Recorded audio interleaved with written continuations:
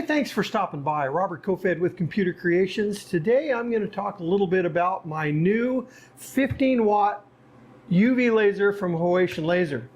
I've had a number of requests to just talk at a high level about the differences that I've found between my 60 watt fiber laser compared to the UV laser, what materials I've tested on it. Like I said, I've only had it for just a short amount of time, and so I certainly haven't had enough time to flush out all the settings that I'm going to end up on. But I will tell you, as a rule, that I've really enjoyed this experience. So let's start from the beginning. I ordered this and it came to my door with at about 12 days. And I go to unpack the laser. You know, they come in a fairly small crate. And I noticed that the lid was taped on. It wasn't actually nailed down or anything, and I thought that was kind of odd. So when I cut the tape off and lifted the lid off of the crate, I was absolutely horrified. It looked like the contents had spilled out and that they had just thrown the contents back in the crate without any thought about how sensitive this equipment can be. And off it went. Well, before I uncrated it, I took some pictures and got a hold of BZRAD and Pascal, letting them know what had happened and what did they want me to do, because I was a little bit concerned about you know, whether this unit was going to function or not. And they were very responsive. I mean, I had a response from them within about 15 minutes. And they indicated to me, go ahead and put it together, let's fire it up, see if it works. If not, they'll get another one on their way. They were very responsive. We assumed that it was during the inspection process when they were sending it out of the country from customs or something like that is when all this happened. It certainly wasn't shipped that way. And so I got it all set up. There was some cosmetic damage on the computer case. I documented that, fired it up. It's worked perfectly since. I had some cosmetic parts that were scratched that they sent me, and I had within a week of when I indicated that we had a problem. But this is exactly the reason why you want to make sure that you're ordering you know, your laser equipment from a reputable source, because if you have a situation like this, and let's say that I wasn't that lucky and we had a damaged laser source or something like that, you may have a hard time getting them to replace that, because now you've got to prove who did it, and that's next to impossible to do. So I can tell you from firsthand experience, this is my second laser from Haotian Laser, the first one being the 60 watt fiber that I ordered about 2.5 years ago. And with this experience, it just solidifies my stance that Haotian Laser is really top-notch when it comes to customer service. At first, I was a little bit worried about what was going to happen, but after talking to both BZ and Pascal, they assured me that whatever it was going to take to, you know, to make it right, that's what they were going to do, and I completely believe them. They had some parts sent to me that were just cosmetic parts. Part of the computer side control panel was damaged. They sent me 2 brand new ones, no problem. And like I said, I had those within a week. So just keep that in mind, because that outcome could be far different if you have a company that you can't get a hold of, or they're not going to take responsible for other things that happen during the shipment of your equipment. So let's go ahead and jump in to talk about some of the materials that I've tested, and I'll give you my thoughts. So let's go through some of the things that I've tested so far in the 3 weeks that I've owned this machine. And one of the first things that I will tell you, and I've mentioned this in a previous video, but it was a surprise to me, and so I wanted to make sure that you understand it. This is a 15 watt UV, and the 10 watt and the 15 watt are water cooled. You have a big chiller that's not only a chiller, it's a heater as well. And one of the things that you have to understand, if you order either a 10 watt or a 15 watt UV, is it will come with a chiller. And one of the things that it will do is it will bring that water temperature up to 25 degrees Celsius before it wants you to use the laser. So one of the things, the big differences between my 60 watt fiber versus this 15 watt UV is I could come in, fire up my fiber, and go to work. Now this shop is heated, it's insulated. I normally turn it down to about 60 degrees when I'm not in here. And what I found is when I come in the morning, I fire up the furnace, I turn on the chiller, which is actually heating the water at this time of year, and it will take about 15 minutes to bring that water temperature up from where it is to 25 degrees to where I can use it. So just understand that there is a little bit of wait time to be able to use this UV laser if you're getting a 10 or a 15 watt, because it's temperature set, the water temperature is set to a particular threshold. And what will happen is if you try to use it prior to it getting up to the required temperature, is the laser unit itself will give you an alarm. And so I just wanted you to remember that, or keep that in mind. Usually it's very fast. Within about 15 minutes, it brings it up to temperature. And then it keeps it within that 24 to 25 degree range all the time. And from what I understand from Pascal, that's the optimum temperature that these UV lasers likes to work in. So just keep that in mind. If you're going to be operating this in a very cold shop or an unheated shop, your wait time might be significantly longer to get that the chiller that's actually heating the water up to that 25 degrees Celsius range before it's going to allow you to use the UV. So just keep that in mind. That was kind of the first surprise that I wasn't aware of, and I just think it's an important point. But it's worked fantastically. It's very easy to hook up, not a big deal at all.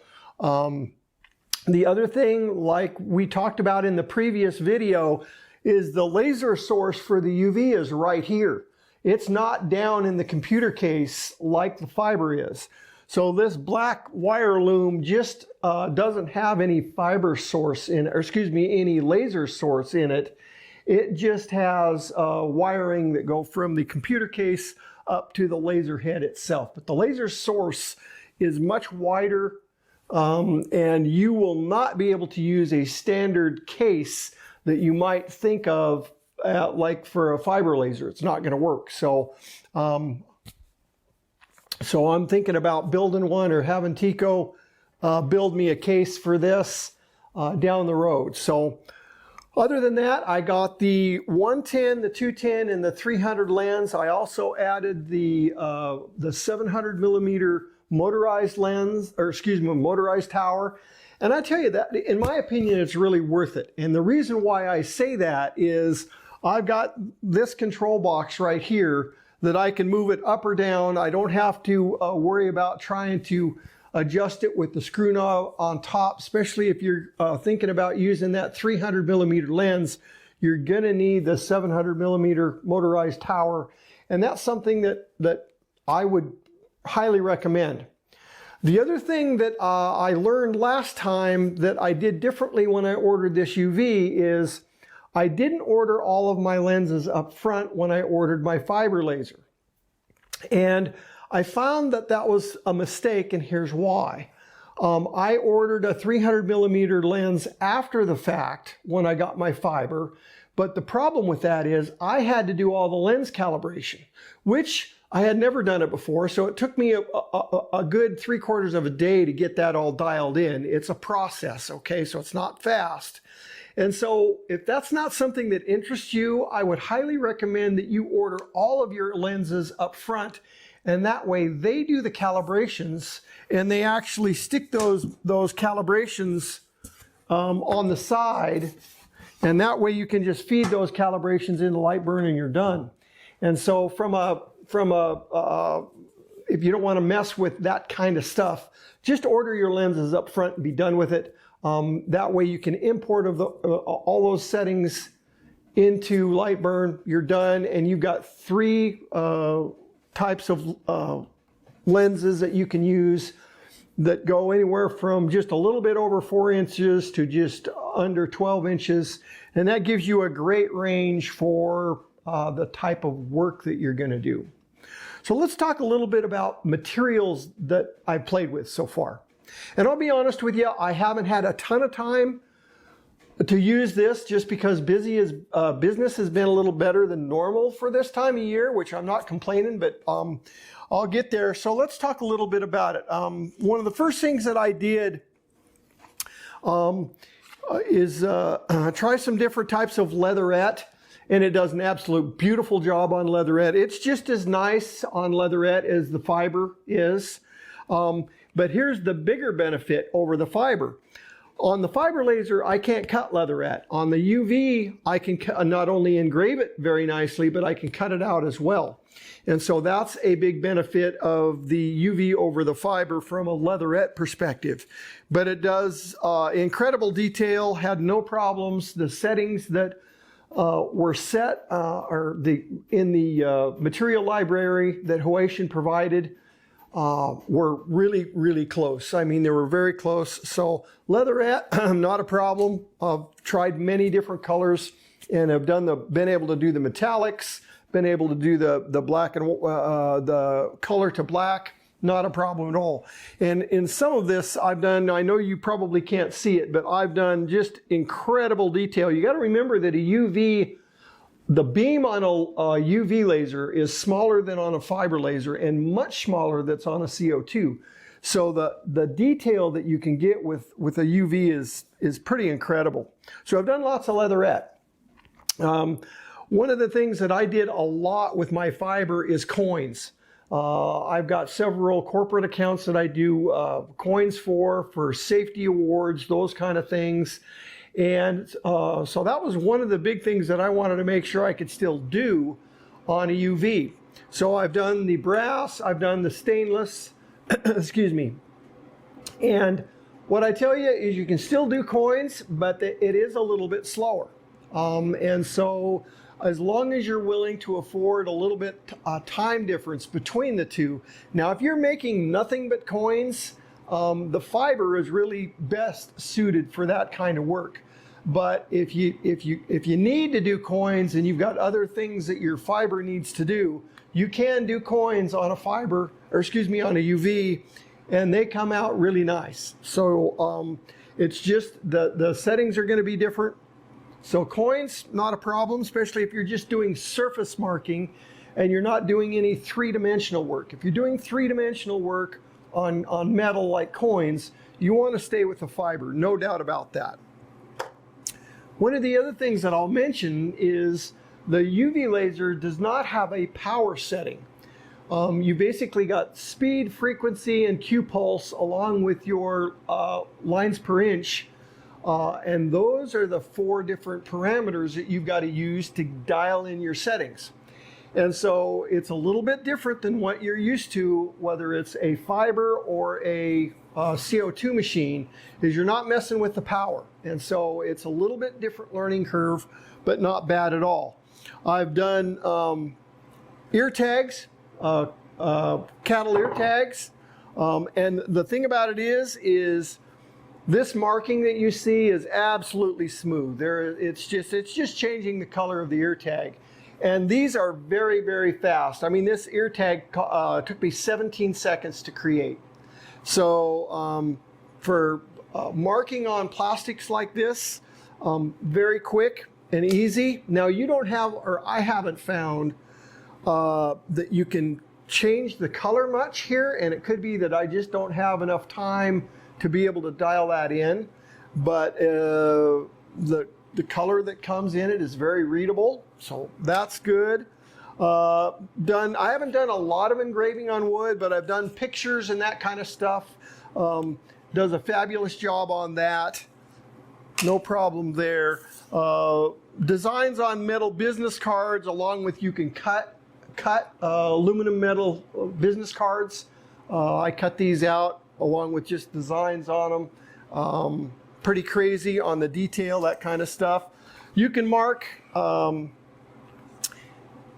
printed parts. So this is all marked on the 3D printed lens cases that I made, which is great because I've got a lot of call for marking on plastics.